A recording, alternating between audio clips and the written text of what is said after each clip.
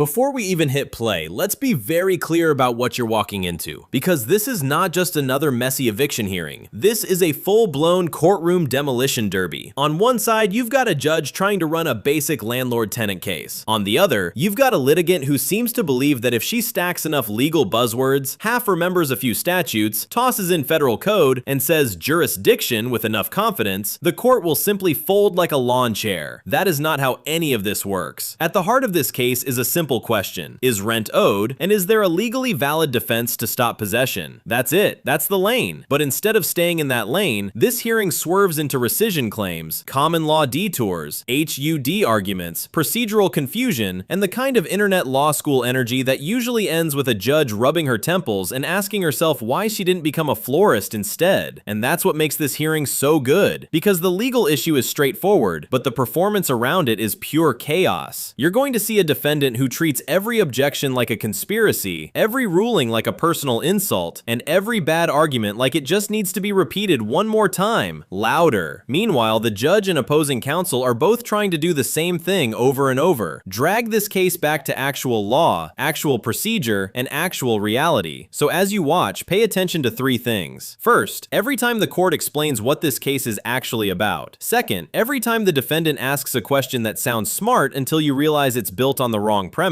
And third, the exact moment the judge stops trying to educate and starts deciding. Because trust me, there is a point in every hearing where legal confusion turns into courtroom self-destruction. And in this one, you can practically hear the gears grinding on the way there. You should seek some mental health.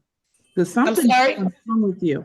You have you have a mental problem. I have a mental problem. How? The United States don't apply to you, and you get to make them up as you go along, like you know more than everybody else in the world. There's clearly something wrong with you. No, what did I make up?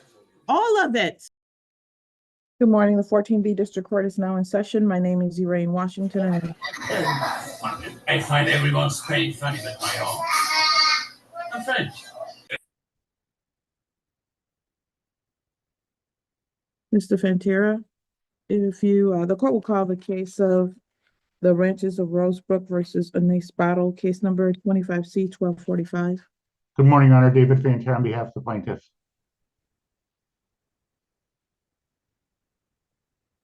Battle, please unmute and state your name. Anais Battle, appearing especially, not generally. Thank you. All right, we're here for the continuation of the hearing today.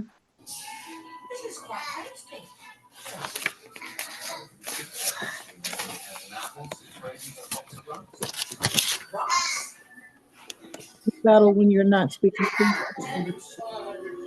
You said, can I mute my mic when I'm not speaking? Correct.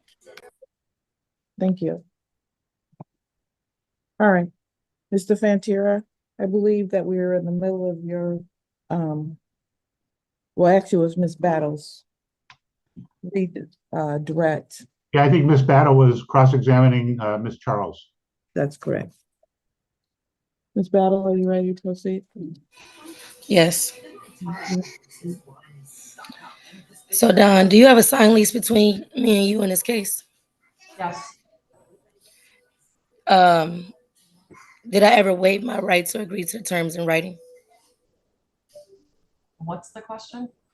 Did I ever waive any of my rights or agree to your terms in writing? Your Honor, I object. I have no idea what that means.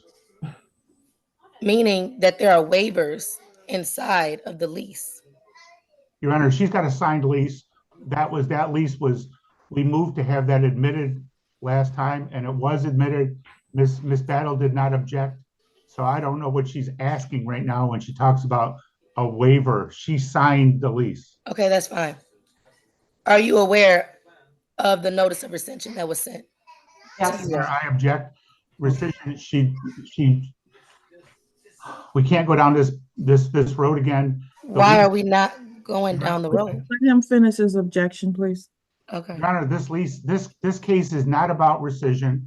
It's about, this is a non-payment of rent, pay and stay case. And there it is, the first major legal reality check. The attorney is trying to do what good litigators do, drag the hearing away from fantasy land and back to the actual cause of action. This is a non-payment pay and stay case. Translation, the court is not here to host a philosophy seminar on whether the contract exists in your heart. The court wants to know whether rent is owed and whether there's a recognized legal reason the landlord should not get possession. Clean, narrow, boring even, unless someone decides to turn it into a one-woman constitutional roadshow. The defendant's move here is classic overreach. She wants to reframe the whole case around recision and waiver as though saying those words automatically changes the legal posture. It doesn't. Courts do not hand out do-overs just because a tenant declares the lease spiritually canceled. If you want rescission, you need an actual legal basis, actual facts, and actual procedural footing, not just vibes and volume. And this is the first sign of the core problem. She's not litigating the case that's in front of her. She's litigating the case she invented in her head. That is a brutal mistake in any courtroom, because once the judge decides you're answering questions no one asked, every minute you spend talking starts working against you. Real question for the audience. If a judge keeps narrowing the issue and you keep widening it, are you standing on principle or walking yourself straight off a cliff?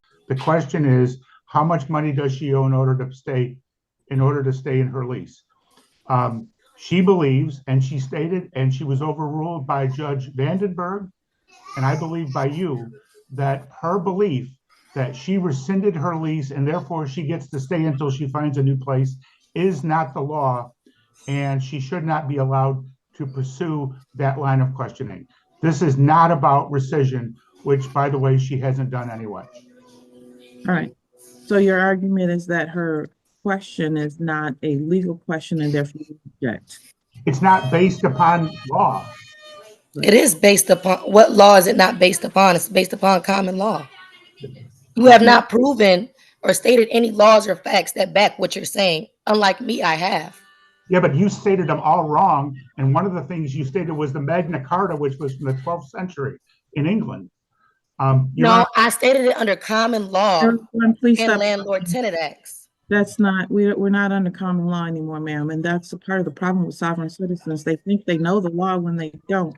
That is Well, not. that sounds prejudiced and biased because I'm not a sovereign citizen. So it seems like you're trying to group me in with them, and that I am not. This moment right here is where the mask slips and the hearing starts smelling like sovereign citizen potpourri, whether she likes that label or not. The judge is saying in plain English that broad common law grandstanding is not going to override the actual statutory framework governing a modern Michigan landlord-tenant case. That's not bias. That's called living in the current century. Courts apply the law that governs the dispute before them, not whatever medieval leftovers somebody dug out of the legal clearance bin and decided to cosplay with on Zoom. Now, could there be legal doctrines outside the four corners of a lease that matter in housing court? Sure, of course. But that's not what's happening here. What's happening here is the defendant is treating legal terminology like seasoning. Just shake some Magna Carta on it, throw in common law, sprinkle a little landlord-tenant act, and suddenly she thinks she served the court a defense. No, that's not a defense, that's legal trail mix. And the judge sees the problem instantly. It's not just that the argument is weak, it's that it's delivered with the kind of absolute confidence usually reserved for people who have never once been corrected by reality. That's dangerous in court, because judges will tolerate confusion. They'll even tolerate bad arguments. What they do not tolerate forever is stubborn certainty built on nonsense. So ask yourself this: when someone says, "I know the law," but every ruling says otherwise, who's actually not listening? Her question that could not be asked. So you're saying I can't ask about the contract that's in question? No, I'm saying that you have no basis for asking whether the contract was rescinded or not. Why would I not have basis for asking if the contract was Because rescinded? that's not the law. You don't get to unilaterally rescind anything, ma'am. Well, again, as I stated, My ruling, I'm not arguing with you anymore about it. right, it's not an argument. So just let the record show that there is no law or basis to what she's saying. And she has not yet stated any law or fact behind this objection to Ma'am, asking these please questions. move I will on. continue. I will continue. Okay. Did you write me a notice to quit filing this action? A notice to quit? Yes. No. I think she's referring to a demand for possession, A Dawn. demand for possession, yes. No, a notice to quit. No. Right. Do you have proof of delivery or service of any notice to quit? No, I didn't send one. Right. Are you aware that MCL 657-16 requires a notice to quit before initiating an eviction? Your Honor, I object. I object. Miss Battle is confusing the term notice to quit with demand for possession. A notice to quit is how you start a termination of tenancy case. This case was started with a demand for possession. If Miss Battle wants to use the wrong term, she's going to get the wrong answer. The statute says that we can start a non-payment of rent case with a demand for possession, and that was issued. And if she asked that question, Ms. Charles can answer that question. Is there proof of service? Is there a proof of delivery on that demand for possession? Miss Battle, can you do me a favor, please, ma'am? Yeah. Give me one moment. You cited a statute that I actually need to look up. MCL what? I'm sorry? What was the statute that you cited? MCL 657.6. I mean, not 57.6, 600.5716. Yeah, have you read that statute? Yes, I have read it when I first did this. It uses the term demand for possession. Okay, everybody please stop talking. It says a demand for possession or payment shall be in writing addressed to the person in possession and shall give the address or other brief description of the premises. It's a demand for possession, not a notice to quit. Okay, so is there a proof of service of it on the record? That's a different question though. So, okay, go ahead. But that's the question I asked next. Once he said that the But I demand for wanted to possession. clarify your question before. I appreciate it. All right, Ms. Charles, please add her question next is there proof? Do you have a proof of delivery or service for that demand for possession? Nope. Nope. Did you know that under MCL that you're required to have a certificate of service or proof of service on the record? Your Honor, I object. She's not using the statute changed 10 years ago so that you now need on a demand for possession a certificate of service. And that's what's at the bottom of the page. If she's looking for a proof of service, meaning somebody going to the door, she's going to get the wrong answer again. The term is certificate of service. And I believe Ms. Charles will answer that question differently because there is a certificate of service at the bottom of the demand. So I would appreciate if she's going to cite statutes, she cites them correctly. Okay. That's fine. I didn't cite an exact statute, but I appreciate your objection. What was the statute that you cited? MCL 657.6. This section is a clinic in how a case can fall apart over terminology. And if you've ever wondered whether wording really matters in court, welcome to your answer. The defendant keeps mixing up notice to quit, demand for possession, and later stumbles into the whole proof of service versus certificate of service mess. To a casual viewer, that may sound like nitpicking. In court, it's the difference between making a real procedural argument and swinging at air with legal boxing gloves on. And credit where it's due, the judge actually slows things down and checks the statute. That's important. She's not just brushing the point aside, she's verifying it. But once the language is read, the problem becomes obvious. The defendant is trying to score points with terminology that does not match the procedure actually being discussed. That's like showing up to traffic court ready to argue admiralty law. You may feel impressive, you may sound intense, you may even have papers, but you're still in the wrong building. This is what makes self-representation so risky. Being kind of close to the law is often worse than being completely ignorant, because it creates false confidence. And false confidence in court is lethal. The more convinced you are that your near miss is a bullseye, the less likely you are to correct course before judgment hits. Have you ever seen someone lose an argument not because they had no point, but because they kept using the wrong words to make it? I mean, not 57.6, 600.5716. I just said MCL because they're both under NCLs. Both proof of service and certificate of service are both under MCL. No. All right, everybody, so let's not make my ruling. Like, let's just, okay. All I'm trying to do is ask questions to make sure certain things are on the record. A certificate of service Okay, is ask that is question. not on the disposition. And just like she read on 657 16, was the property described on that disposition? Yes. Was there a description of the property? Yes. If there was a description of the property? Correct. On my copy, there is no description of the property. But let's continue. Does your company participate in HUD programs or accept federal HUD assistance? Yes. Okay. Did you provide me with grievance procedures required by HUD? Did I provide you with what? Grievance procedures required by HUD. Your Honor, I object. That's irrelevant. There are no It's such grievance procedures under this anything that I'm aware of. I mean, I don't even know what she has a grievance about. right. The grievance would be with the breach, and you all have a grievance, and hence on why you initiated a hearing for the breach of the contract. So it goes back to HUD because you're publicly funded, right? No, we're not. And- No, publicly- we're not publicly. Well, you accept HUD housing.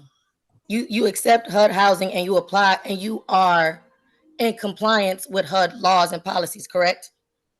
Yes. Right. Okay. So if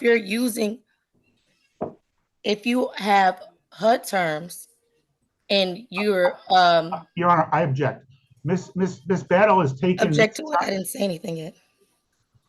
Well, I'm objecting because she asked Ms. Charles a question, which was, do you get any funding from? Now she tries to drag the whole case into HUD territory, which is the legal equivalent of missing your freeway exit and deciding the best move is to merge onto an airport runway. On paper, it sounds sophisticated. HUD, grievance procedures, administrative hearings, federal requirements. Those are real concepts in some contexts. The issue is whether they apply here to this tenant, in this case, in this posture. And that is where her argument starts leaking from every seam. The attorney's response is basically, slow down, Counselor TikTok. You are making several leaps without building the bridge in between. Just because a housing provider may accept voucher tenants or interact with HUD-related programs does not mean every dispute with every tenant becomes a federal administrative opera before local court can act. The relationship has to matter legally and factually to this exact case. Otherwise, you're just waving around federal acronyms like they're hall passes. And that's what makes this so frustrating to watch. She's not always naming fake legal universes. Sometimes she's brushing up against real ones, but then she takes a real concept, overextends it, misapplies it, and presents it like she's delivering the final boss argument. That's courtroom quicksand. The smarter it sounds to you in your own head, the harder it is to admit it doesn't actually fit. Question for the audience: do you think she genuinely misunderstood the law here, or was she just hoping the complexity would overwhelm the room? From HUD.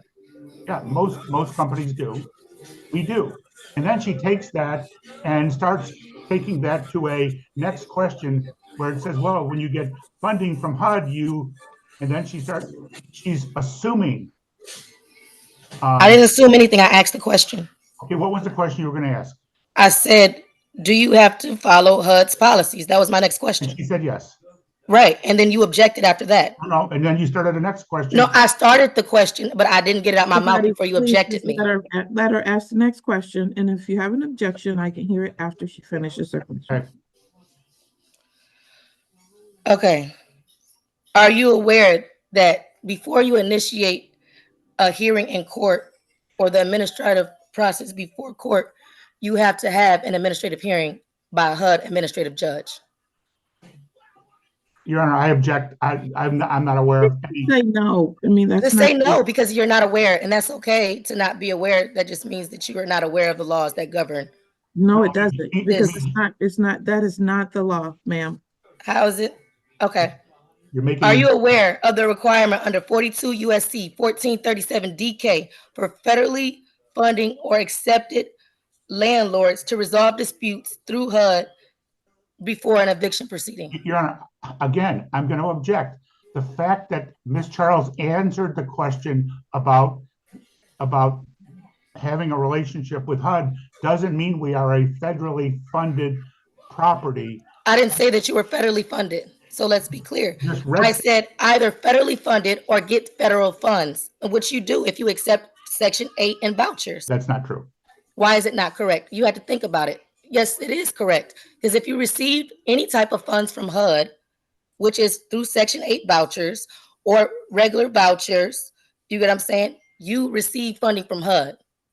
We are, do you? I'm not receive saying voucher? that I'm not saying that you're funded and that they give you loans of that nature. I am saying that you are within their practice and policies of HUD guidelines because you accept HUD in Section 8. Your Honor, I object to this whole line of questioning. Ms. Battle does not receive a voucher, and so all of this questioning Well, is, it doesn't matter if I receive a voucher. It matters that you are of that type of entity that needs to go through HUD because you accept those things. So Your you Honor, agree with those terms and policies of HUD. Your Honor, she's making that up again. I'm not making that up. If you're saying that how am I making it up? It's under 42 USC 1437 DK. Battle. It's a Ms. federal Battle. registrar on it. Ms. Battle, you've made your record. My ruling is still that every entity that has to file a landlord-tenant action does not have to go through that process to collect rent, ma'am. That is not how it works. Okay. Okay. You're saying that it doesn't have to, but HUD This is says that not a these are debate. the None. requirements, hence why MCL at the bottom is trying to align with HUD guidelines on the same registrar that I'm talking about. You have those codes at the bottom that match up with HUD. Move on. Okay. So, well, obviously, if I can't really get a line of questioning, I'm being objected because he feels it's not right. He is objecting with no laws or facts behind anything he's saying. He's just thinking it off the top of his head. I'm not getting a fair hearing here. Ms. Battle, move on. Move on to, okay. Do you have a copy of the court establishing jurisdiction? Who's that a question for? Dawn, my plaintiff. Your Honor, I object. The court's already said they have jurisdiction over the The property. court said that she had jurisdiction because she said so, and that's non-judicial. Okay. Ms. Battle, move on. Move on to what? If I cannot have, this is not a fair hearing. And No, again, this is why you're trying to turn this into. I'm not trying to turn it into anything. I'm just trying to state the Please. laws, and I'm not trying to argue with y'all about anything. You get what I'm saying? I'm not trying to argue with y'all. I'm just trying to get y'all to state and prove y'all facts, and y'all have not proven any facts. But for some reason are hindering me in this proceeding. And that's why I took this case to the U.S. District Court in Eastern. That's why there's an open case right now with all of you all, because this is just not, and I told the Attorney General, and I told the IRS, and I did everything else, because at the end of the day, Please move all on. of this is not right. And Attorney General. This is the point where the hearing stops being a legal dispute and starts becoming a patience endurance test. Up until now, the judge has been trying to manage the case, explain the issue, rule on objections, redirect the questioning, keep the wheels attached. But by this stage, you can hear the bench losing faith that the defendant is participating in good faith at all. And once that happens, you are no longer climbing uphill on the law. You are sinking under a credibility collapse. Here's the hard truth that self-represented litigants often learn too late. You do not have to agree with the judge, but you do have to function within the judge's rulings. Preserve the issue, make your record, appeal later, fine. But you cannot keep rewrapping the same rejected argument like it's a fresh Christmas present every time you speak. At some point, repetition becomes defiance. And in a courtroom, defiance rarely ends with applause. What's really happening here is that the defendant thinks persistence proves correctness. It doesn't. Sometimes it just proves endurance, and endurance is not a defense. The longer she keeps insisting that everyone else is missing the point, the more the court is deciding that she is the point, specifically the problem. So let me throw it to you. Once a litigant stops adapting to the judge's rulings, is the outcome still about the merits, or has it become about courtroom control? That's fine, but it's not. My rights are not frivolous. Please move on. It's honestly, if I can't have a fair hearing, nobody has any facts. Y'all talked about constructive possession. Nobody wants to talk about that. Y'all keep saying that I rescinded a contract unilaterally. That's not the case. It's called notice. And when it goes a notice goes unrebutted, just like if I was to come here, if I was to get that notice of dispossession and get a notice of a hearing, and I missed that hearing because I did not rebut, Yeah, that would constitute Your Honor, as cross-examination. If that you're would not constitute gonna as the ask same appropriate type of questions, then I'm fault. just gonna silence you. So you get the opportunity to ask your questions, or you can just be silenced. I don't Well, have a real opportunity to ask the questions. So at this point, like I said, I'm just gonna have to get the federal court involved and get the marshals because I don't know what you all are gonna do. You all have not been acting in honor and with good faith. So I don't know. I don't know I'm what's wrong stuck with on what to you. do. There's The integrity of the clearly court is something questioned. wrong with you. I don't know what that is, but you should seek some mental help. Because something's sorry? wrong with you. You have You a said mental what? problem. You have a mental problem. I If have you a think mental the problem. laws of the How? United States don't apply to you, and you get to make them up as you go along, like you know more than everybody else in the world, there's clearly something wrong with you. No, what did I make up? All of it. What? Be Anyway, specific. No, be specific because no. now you're lying on the record. This is perjury. I didn't make nothing up. Okay. 42 USC definitely applies to this case. All right. I have Jurisdiction is a threshold. Ma'am, if you don't stop, I'm going to remove you from the court proceeding. So, Mr. Fantera, apparently we're not going to have a reasonable hearing here today because Ms. Battle feels as though the laws are very different for her as opposed to everybody else in the world. I'm not certain how to handle this going forward.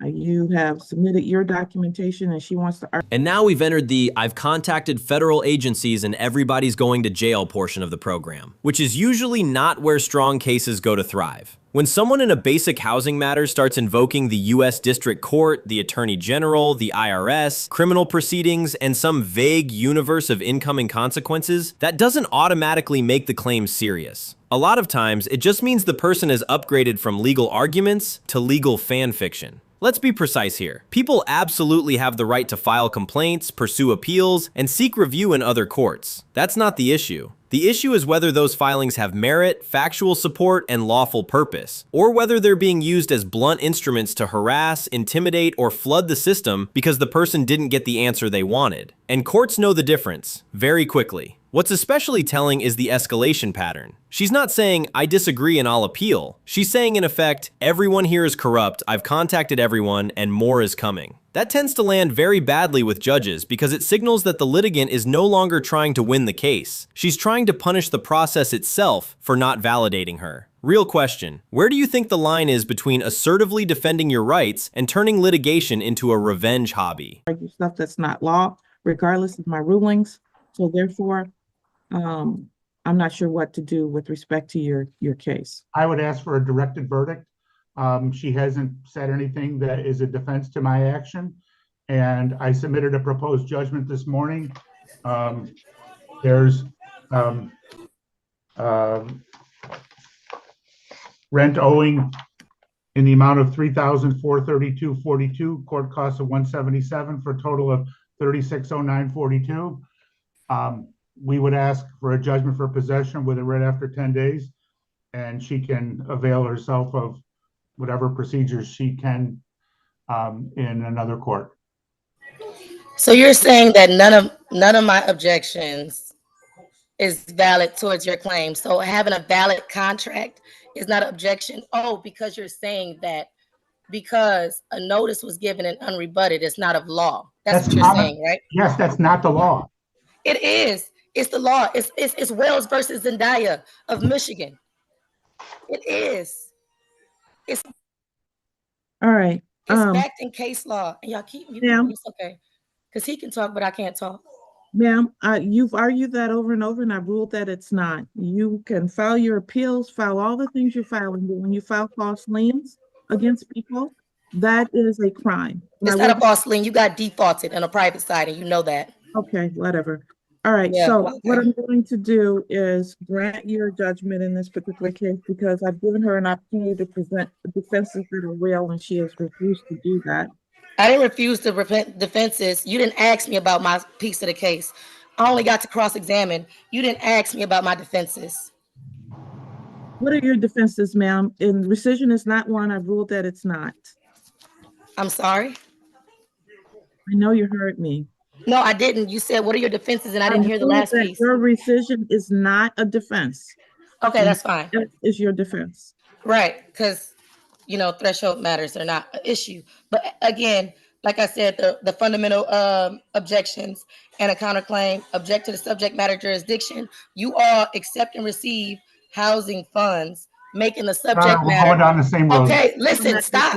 I didn't cut you off. Stop. I didn't cut you off. said You it's just asked not. me what my defense was. And All right, I'm done. wow. You're asking me what my defense is. I can't. Take her out. I've asked her 3 times to stop this. All right, I'm gonna grant your judgment in this particular case. Your Honor, are you going to check the box after hearing? Yes, Thank you. thank you. I'm sorry. Thank you, you had to Judge go- Washington. I'm Thank sorry you you. had to go through that. All right, thank you. Thanks. Appreciate it. Bye. Bye. So let's close this out the way a legal analyst should. At its core, this appears to have been a straightforward landlord-tenant non-payment case that got buried under a mountain of irrelevant, misapplied, or procedurally useless arguments. The court kept narrowing the issue. The plaintiff's attorney kept returning to the amount owed, possession, and the actual relief requested. The defendant kept trying to blow the frame wide open with rescission claims, jurisdiction objections, HUD theories, and legal buzzwords that sounded forceful, but never matured into a defense the court was willing to recognize. Once the judge concluded that no real defense had been presented and that the hearing itself could not continue in an orderly manner, the judgment was basically inevitable. And that is the broader lesson here. Confidence is not competence, and legal vocabulary is not legal strategy. You do not win in court by sounding the most certain, the most outraged, or the most internet educated. You win by making arguments the judge can actually use. Anything else is just expensive improv with consequences. This case is a perfect example of what happens when someone mistakes defiance for advocacy and repetition for proof. Now, I want to hear from you. Was this a litigant standing on principle, or somebody driving straight into judgment with cruise control on? If you found this case as shocking as we did, make sure to hit that like button, share your thoughts in the comments, and don't forget to subscribe for more jaw-dropping courtroom breakdowns.